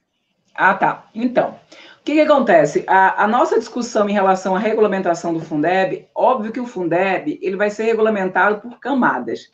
A gente não vai conseguir, nesse tempo que nós temos, né, regulamentar o Fundeb como a gente queria. Porque, na verdade, o que a gente queria era que o Fundeb estivesse dentro do Sistema Nacional de Educação. Porque é a lógica, né? Se a gente está dizendo que é o sistema, então todo o resto, o Sinaeb tem que estar dentro do sistema, o próprio financiamento tem que estar dentro do sistema. Então, esse ano, o que a gente vai conseguir fazer, e, né, nem sabe de que forma, já que nós estamos dia 3 de dezembro. talvez regulamentar o Fundeb, porque a partir de 1º de janeiro a gente precisa dele. Mas aí a gente vai ter que continuar mexendo nessa regulamentação e avançando a ponto da gente trazer que o Fundeb seja parte do Sistema Nacional de Educação. Essa que é a lógica. Não vai ser agora que a gente vai conseguir regulamentar tudo de uma vez, mas a lógica é que a gente avance a ponto do Fundeb ser, porque o Fundeb o financiamento é o meio, né? Então, de modo que esse financiamento garanta aquilo que está posto dentro do sistema, que, novamente, vamos para o nosso eixo, que é a garantia do direito à educação. Então, as relações são todas, né? Como a gente vai chegar nesse processo redondinho, vai depender aí das nossas forças, das nossas articulações, e aí sempre lembrar que a UNCM, né, é sempre um parceiro enorme, né, que o Conselho aí é sempre a associação é sempre um parceiro. A associação não, gente, eu estou cansada. A União Nacional dos Conselhos Municipais de Educação é sempre um parceiro importantíssimo nessa luta foi no PNE, no Fundeb, na CONAR, em todos esses espaços, e aí a gente continua contando com toda a força da UNCM nessa luta aí para a questão da regulamentação do Fundeb, que ela está em processo e não vai acabar tão cedo, né? E aí sempre lembrando, inclusive, que nós temos um Fundeb agora que é permanente. E a gente vai precisar, inclusive, permanentemente lutar para que ele melhore sempre. Tem prazo de revisão, tem tudo isso. Então, a relação, o sistema precisa ser a base, né, de todo o desenho da questão educacional. Ok. Quero convidar agora, essa aqui é para o professor Geraldo Grossi. Geraldo, entra aí na tela conosco. Ainda tem mais uma de Catarina, mas aí a gente vai intercalando. Chegue mais, Geraldo. Estou me aproximando. Essa pergunta aqui é do cursista Pascoal. O artigo 6º da Constituição Federal de 88 diz que a educação é um dos direitos sociais e que deve ser garantido concomitantemente com os outros. Logo, qual é a devida interpretação desse artigo? Essa é para o professor Geraldo Grossi responder. Ok. Boa tarde. Boa tarde. A questão é a seguinte, a devida interpretação é um pouco complexa, porque cada ponto de vista é a vista de um ponto. Então, você pode ter, a partir da sua leitura de mundo, você pode ter uma interpretação. Do locus de onde eu olho, né, considerando o histórico que vivenciei, eu faço a interpretação de que os legisladores, quando colocaram isso, eles não estabeleceram uma hierarquia entre os direitos. Eles colocaram o seguinte: para a pessoa ser considerada cidadã e ter os seus direitos garantidos, ela precisa, pelo menos, a esses direitos: educação, saúde, moradia, trabalho, né, assistência. Então, não existe uma hierarquia entre eles. E, ao mesmo tempo, eles estão correlacionados. Por exemplo, quando você tem educação, você tem melhores condições de optar sobre o tipo de alimento que você vai ingerir. Quando você tem educação, você tem condições de cuidar melhor, por exemplo, da sua moradia. Mas, ao mesmo tempo, você também tem condições de conseguir um emprego que te proporcione aperfeiçoar coisas na sua moradia. Então, essas coisas estão imbricadas entre si e não dá para separar. O que eu penso que está colocado no texto da Constituição é para dizer o seguinte: União, qualquer que seja o governante desse território chamado União, você tem esta obrigação com esses concidadãos, com essas pessoas que residem nesse espaço. A sua função, o seu trabalho é exatamente garantir que as pessoas tenham acesso a esses direitos sociais. Ok, professor, obrigado. Tem outra pergunta aqui para o professor Geraldo Grossi, do cursista Anselmo Lins. Interessante que a criação do Sistema Nacional de Educação está previsto na Lei 13.005, de 2014, e com meta de criação prevista em 2016. comentar sobre a criação do sistema, da lei e da meta prevista de criação. Ok. Bom, o sistema... Isso, Thelma, obrigado pela pergunta.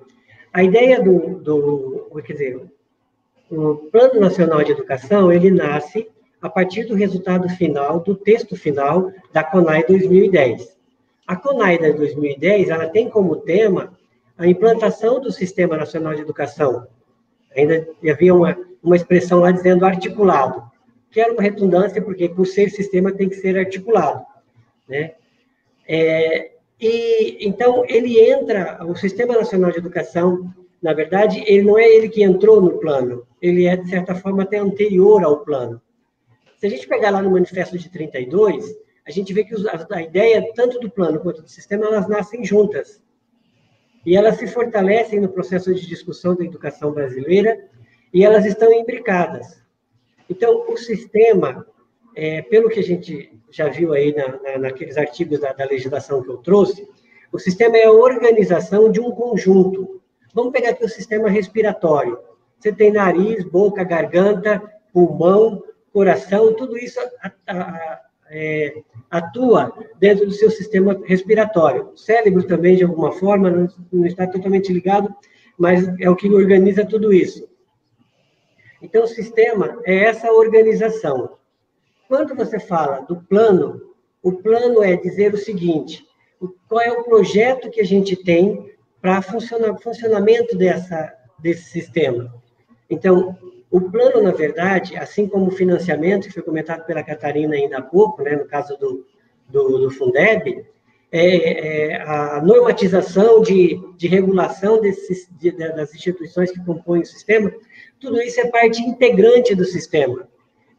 São, como se fosse dentro do sistema respiratório, são os órgãos que, cada um fazendo a sua parte, vão dar essa ideia ou vão dar essa funcionalidade, vão fazer com que o sistema se preste àquilo que ele pretende. E o objetivo que nós queremos com o sistema é, em primeira instância, garantia de educação de qualidade. Por isso que é importante financiamento, é importante formação de professores, é importante avaliação, é importante condições de infraestrutura, é importante a valorização dos profissionais. Tudo isso está colocado dentro do sistema. É processo integrante. Ok. Agora, vamos para uma pergunta para a professora Catarina.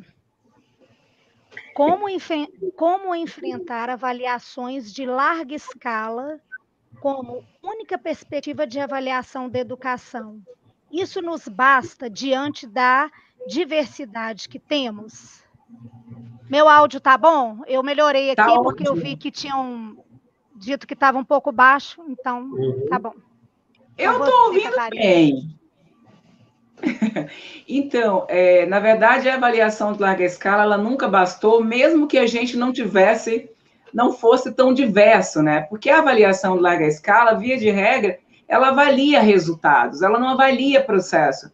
E ela usa a mesma métrica, a mesma régua, para situações diferentes, né? Então, não dá para você imaginar que se nós temos condições tão diferentes, nós temos condições diferentes nas questões econômicas, nas questões de oferta, no ponto de partida, mas também condições culturais, de organização do sistema. Então, a gente tem condições diversas em todos os sentidos, num país que é muito diverso.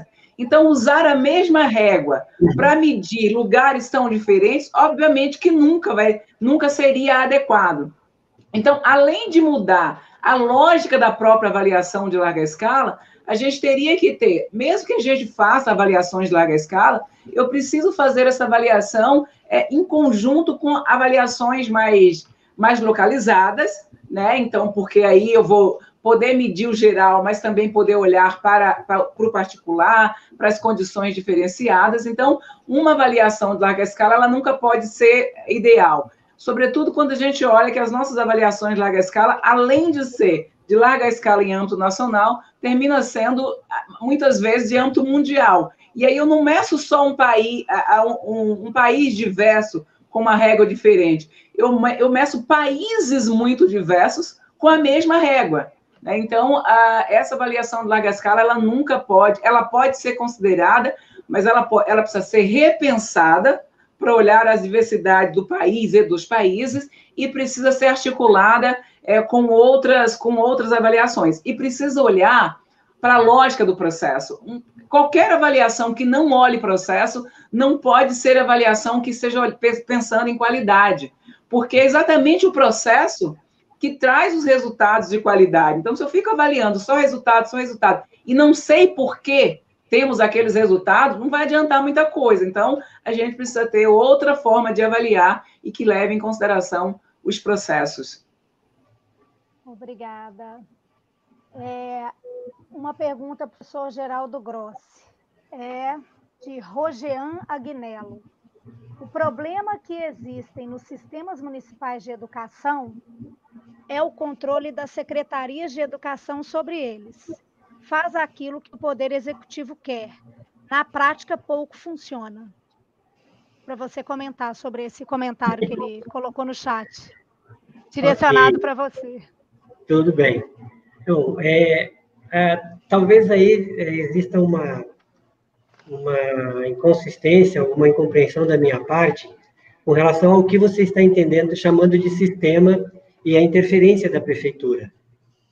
Porque a concepção de sistema é o conjunto dos órgãos, então, a Secretaria Municipal, o Conselho Municipal de Educação, o Fórum Municipal de Educação, as unidades que compõem esse sistema, ou talvez até outros órgãos que o próprio município possa querer colocar dentro do seu sistema.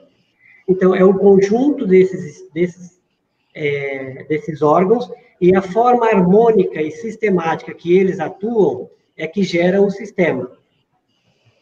Eu quero acreditar, na posição de conselheiro, de que você tenha se referido da questão de como alguns dirigentes municipais tentam influenciar de forma direta, por exemplo, no funcionamento do conselho.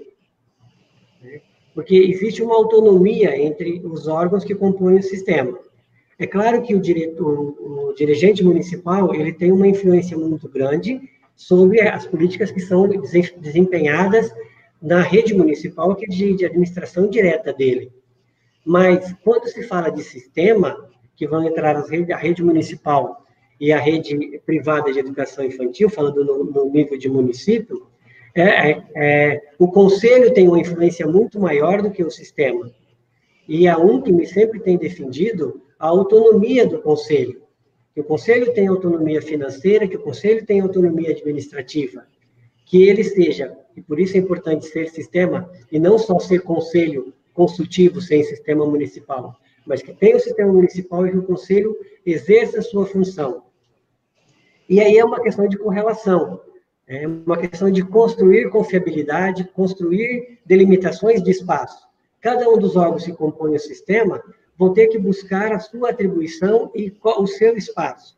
A função do conselho é diferente da do fórum municipal, que é diferente da secretaria municipal, são complementares, às vezes são conjuntas, são complementares, são de algumas coisas que elas vão fazer concomitantes, mas também podem ser antagônicas em determinados momentos.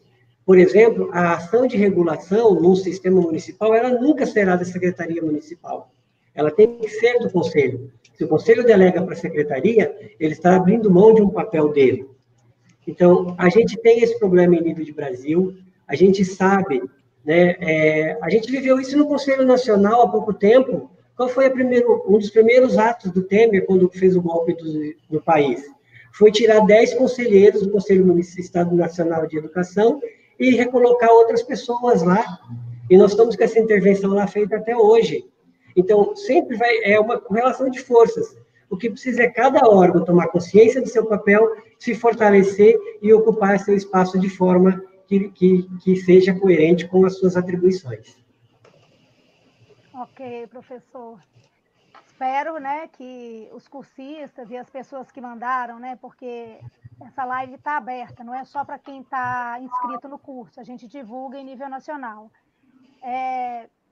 Espero que, né, as respostas de vocês tenham respondido as questões feitas, e a gente selecionou aqui uma última pergunta E essa pergunta é tanto para a professora Catarina como para o professor Geraldo. Aí vocês podem ficar à vontade, quem responde primeiro, tá? E aí eu vou falar. Quais os impactos da ausência do Sistema Nacional de Educação para a garantia do direito à educação no Brasil, especialmente diante do contexto atual, em que conquistas históricas da educação brasileira estão sendo desconstruídas ou fragilizadas? Vamos pelo questão de gênero, primeiro as mulheres, ou é diferente para você, Catarina? Para mim, pode começar de boa. Ok, então. A que a gente teria que estar analisando é o seguinte, eu vou citar um exemplo. Algum tempo atrás, nós vivemos no Brasil um problema muito sério com o corte etário.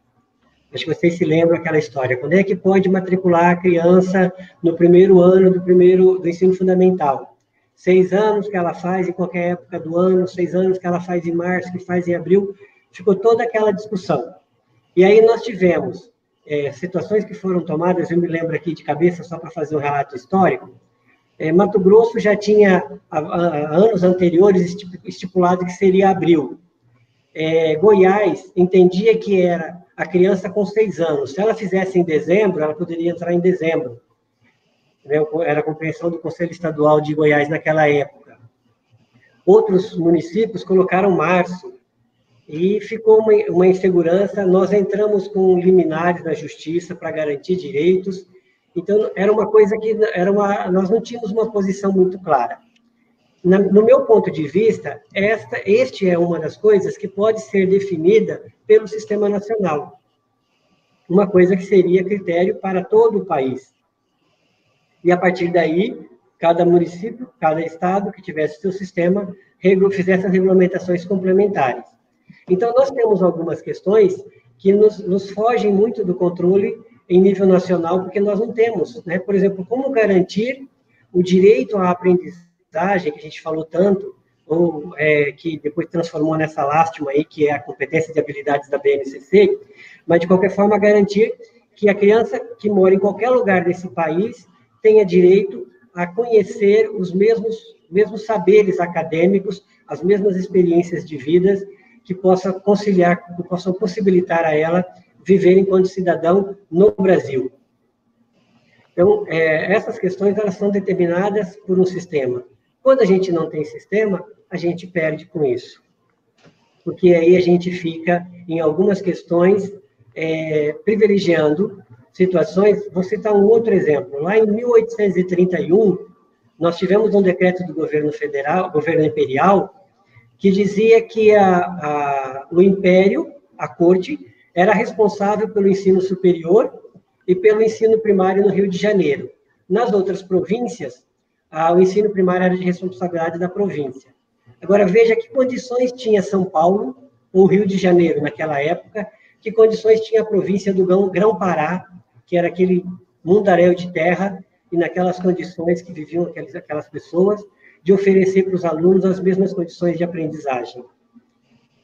Então, um sistema nacional poderia unificar essas coisas e nos permitir ter uma qualidade melhor em nível nacional. Bom, vamos lá.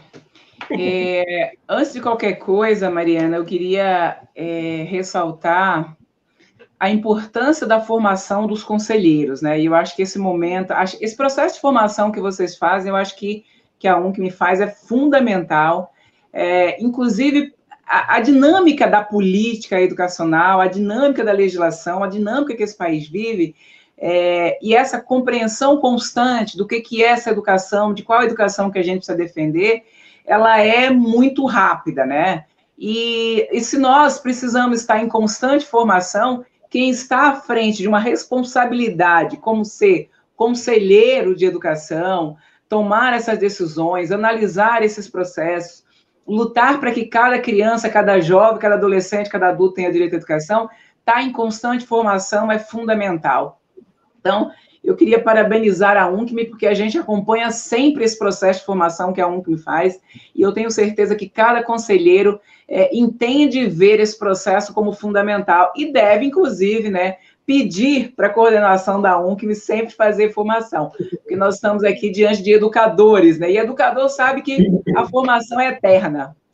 A gente está na primeira edição do curso, te cortando um pouquinho, e eles já estão querendo saber a continuidade, outros estados já querem entrar, querendo saber se já tem edital, então a gente tem que o tempo todo estar trabalhando, né, correndo atrás dessa questão do recurso, de tudo, para a gente ofertar essa formação. A gente que trabalha com a área de política educacional, sobretudo, a gente sabe a dinâmica desse processo, o tanto que é importante. E quem é conselheiro tem uma responsabilidade enorme sobre compreender, inclusive, o que é que está mudando, quais são as bases, saber o que pode fazer para garantir o direito, para, inclusive, dialogar com os gestores, né? Porque esse é um papel muito importante dos conselheiros, inclusive, dialogar com os gestores para garantir esse direito. Então, é uma questão muito importante, e eu estou bem feliz de fazer parte desse processo, e depois eu também quero ser formada, eu também quero entrar nos processos de formação, embora não seja conselheira, eu posso entrar de penetra, né? Vou adorar. Porque, na verdade, nesses processos, e para mim é uma questão muito importante, sério mesmo, porque quando você lidar com as pessoas que estão na ponta, é quando você conhece como é que o país está funcionando, quais são as dimensões do que está acontecendo lá na ponta. Então, eu gosto muito de estar nesses espaços, porque eu vou tendo contato, conhecendo o que está realmente acontecendo. Em relação à questão, eu queria... o Geraldo já trouxe um aspecto com exemplos e tudo, e eu queria trazer um outro elemento. Nós estamos dizendo o tempo inteiro, a criação do Sistema Nacional de Educação é a efetivação do regime de colaboração no campo educacional, que a gente nunca fez de verdade. Então, nós teríamos, né, muito menos prejuízo na educação se a gente olhar para esse momento da pandemia, ou talvez tivéssemos menos prejuízo, inclusive, com os momentos diferentes da política que nós vivemos no país, se nós tivéssemos um sistema forte, articulado, com participação democrática, com as decisões e a Constituição, porque na lei do sistema a gente tem que trazer exatamente isso. Se nós estamos falando de um sistema num país com tantos entes federados que o constitui, é preciso que a Constituição desse Conselho leve em consideração esses entes, as associações, as uniões dos conselhos, né? Tem aí participação das diferentes entidades da sociedade civil, de todos aqueles que fazem de verdade a educação acontecer. Então, é importante que na composição desse sistema a gente priorize isso, porque é exatamente essa composição plural, democrática, que faz com que a gente possa reverter, ou que vai fazer com que a gente possa reverter a situação que a gente tem nesse país e as negações históricas que nós vivemos, e talvez num momento como esse que nós estamos vivendo. E eu sempre digo, nós não podemos debater nada, fazer nada, discutir nada nesse país sem levar em consideração 2020. Se a gente precisa sempre pensar na atualidade, 2020 não dá para ficar fora de nada que a gente faz, porque 2020 tem algo que não é só no Brasil.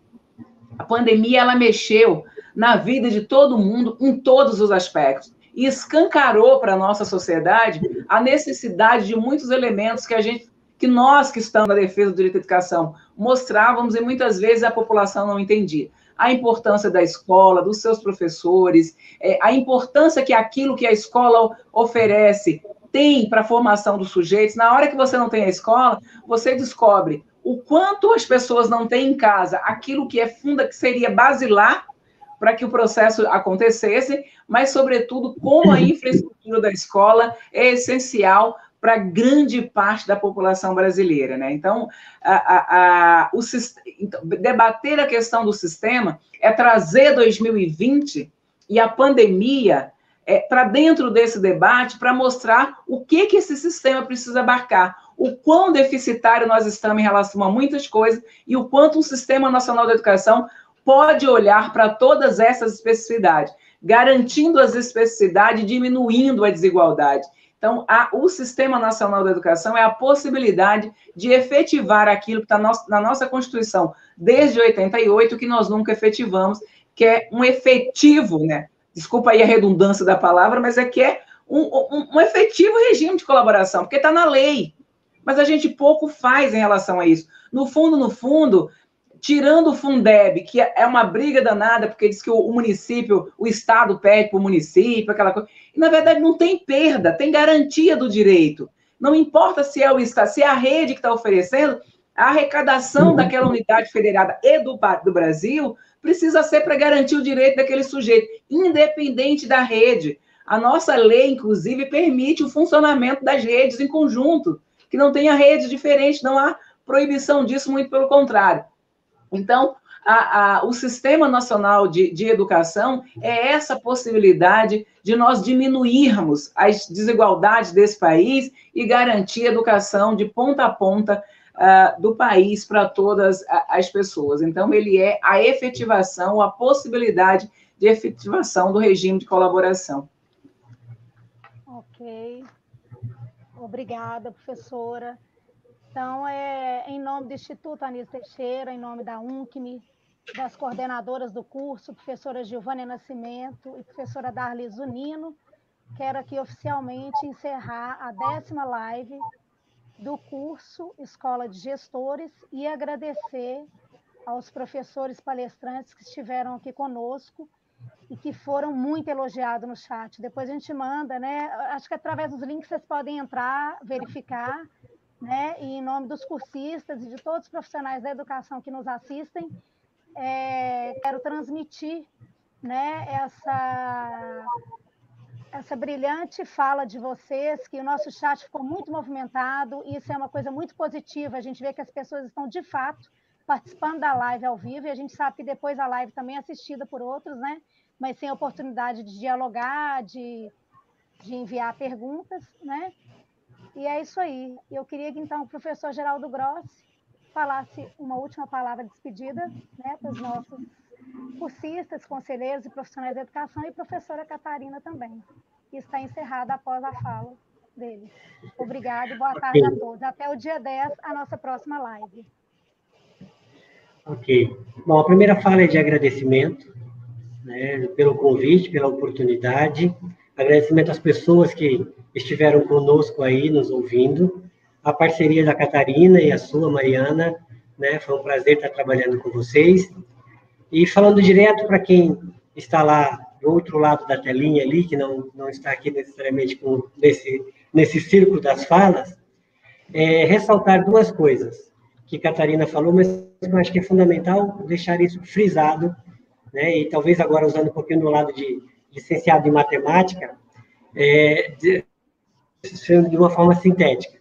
A primeira questão é a seguinte: estabelecer o Sistema Nacional de Educação é exatamente estabelecer as regras de como se dará o regime de cooperação e colaboração entre os entes federados.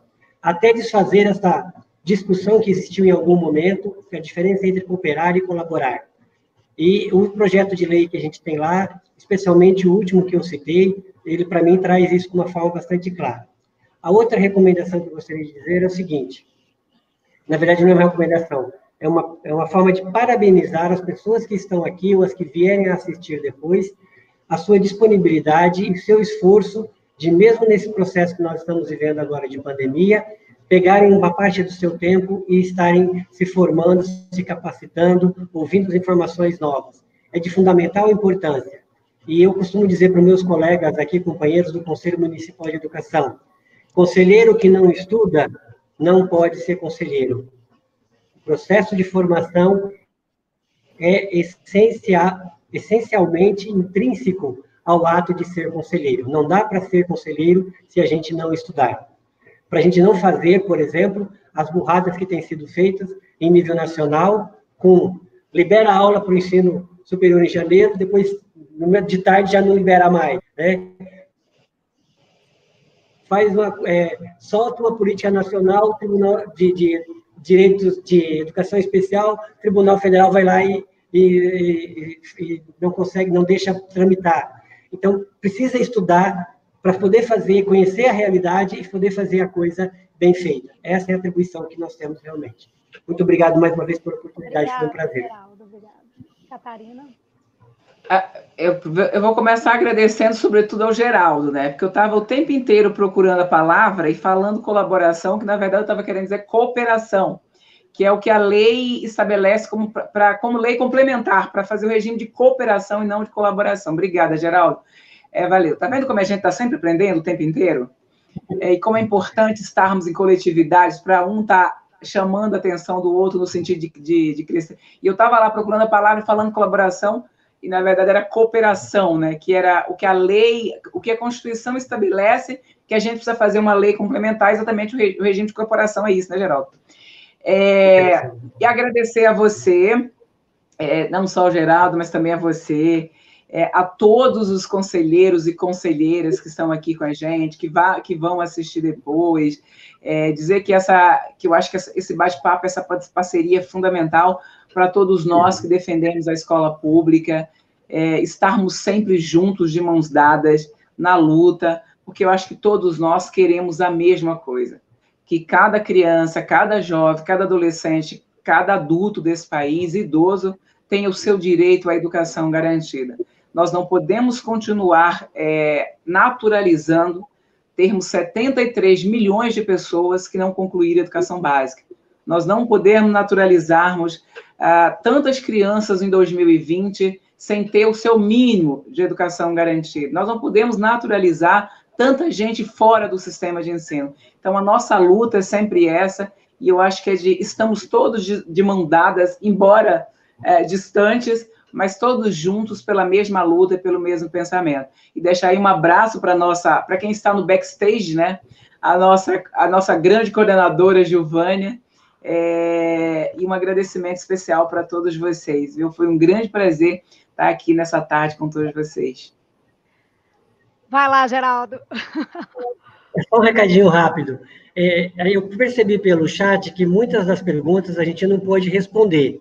Então, eu coloquei na minha apresentação o meu e-mail. Se alguém quiser que eu responda, né, ou que trocar alguma informação sobre determinado assunto, eu me coloco à disposição, só me mandar um e-mail que a gente continua a conversa, tá? Muito obrigado. Sim, e no nosso vídeo tem os contatos da UNCME. Então, assim, todo que eles quiserem feedback, contato dos palestrantes, etc., eles fazem contato com a UNCME, né? E pelo e-mail escolauncme@gmail.com.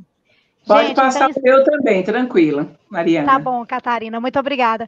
Gente, então, encerrada a 10ª live e até semana que vem. Muito obrigada, Catarina e Geraldo. Vocês foram fantásticos. Obrigada.